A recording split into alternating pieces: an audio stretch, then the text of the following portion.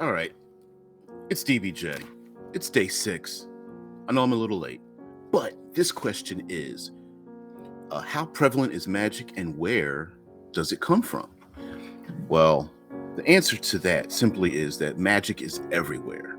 It's a high magic world, but the problem is after the God's Fall incident, touching magic is like licking your finger and putting an electric socket. It's not a very smart thing to do. Um, the last three remaining gods, the triad, the three kneeling gods, are really the ones that control how humanity is able to receive and touch magic. So there are essentially 5 magical types of magic, and each one of them has a cost. All magic in this world has a severe cost to it, uh, which is a detriment to player characters who really want to get away with just casting magic and not having any consequences. So there's always a cost. There's always a consequence. The most minor magic comes from like herbalists, alchemists, apothecaries, and they're able to use chemicals and items found in nature, and using science and using traditions passed down from generation to generation to create magical effects. The limitation for that is that uh, during the course of adventuring, they have a great chance of losing their items, and unfortunately, by fumbling a lot of their what you would call creations or castings, that they could become the recipients of that. So, an alchemist that creates acid and carries around in their pocket and gets knocked down, that acid could spill and cover themselves with it. The second type of caster in the world are scions, psionicis, mentalists, and they are able to.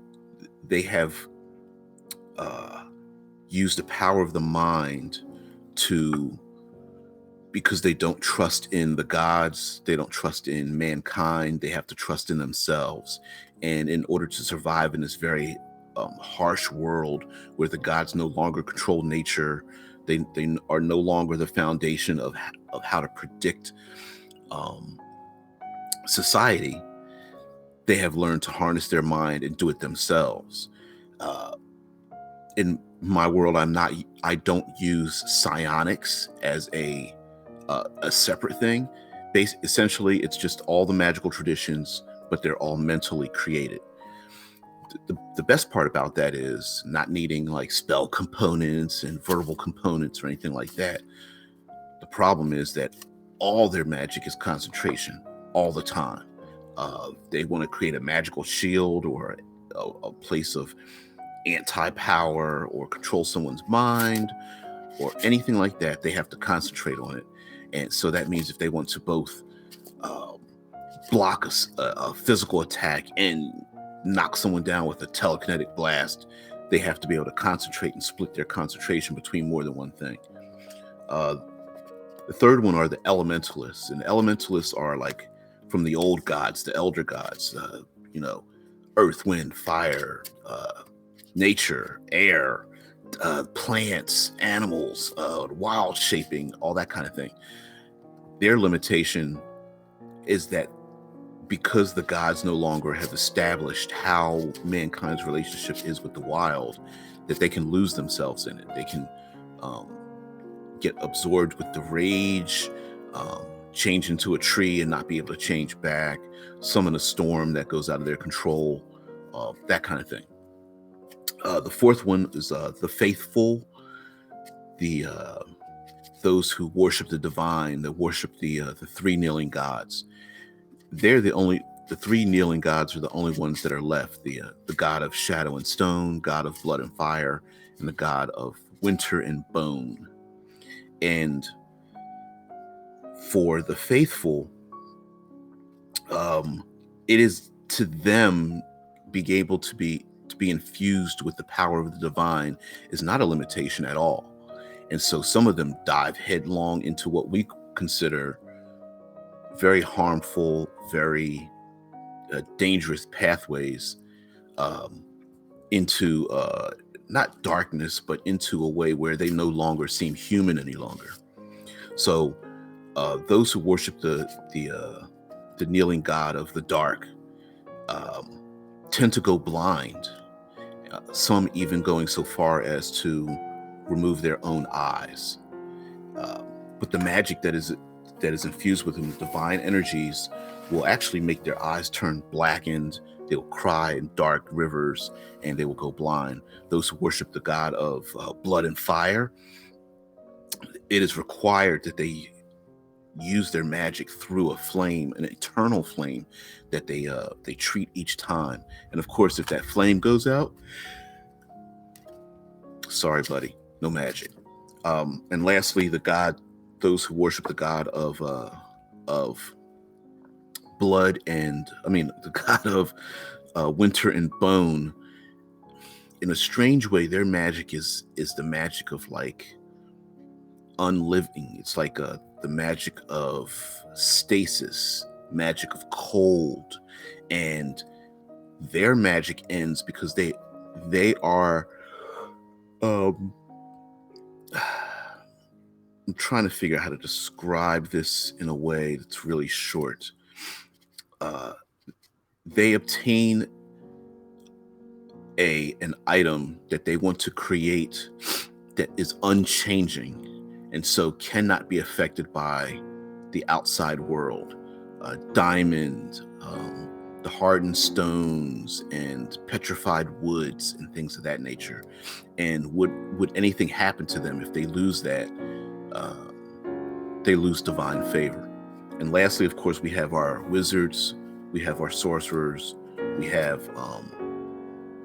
the pinnacle of those who want to desire magic, who hunt after magic, who study magic in towers. And again, when all the gods existed, they were able to call upon that energy because that's where the wellspring came from.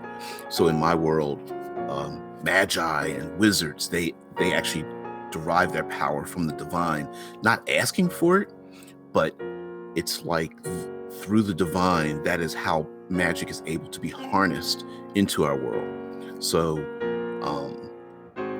in my world, the magic of the shadowed god, the kneeling god of the dark and stone, they are able to harness these things called mage stones, which are stones that are dug up from the ground after the gods fall, gods down event, and harness that magic. Those who have the largest facets of mage stones are the most powerful, and then they give those stones to their servitors, their ones who also want to study magic, and it goes down the line.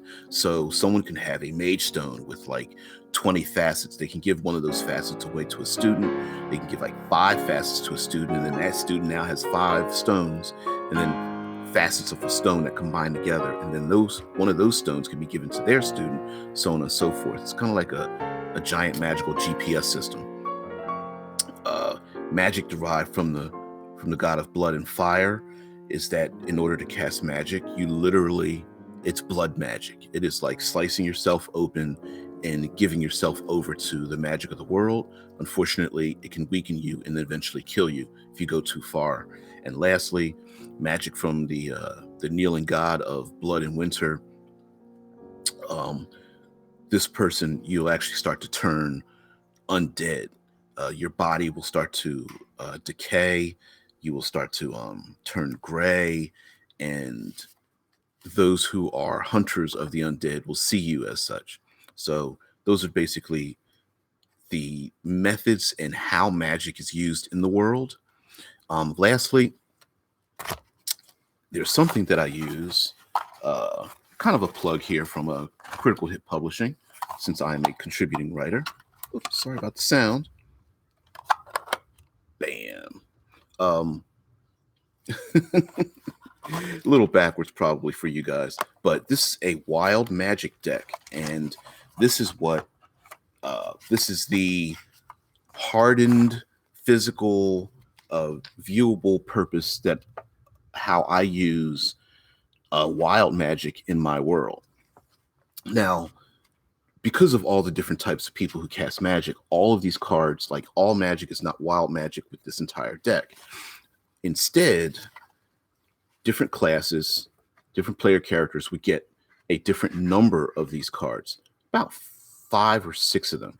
And based on the casting of their spell, basically the die roll is the added nothing happens, the added benefit, added disadvantage, or the incredible critical success or failure that they make.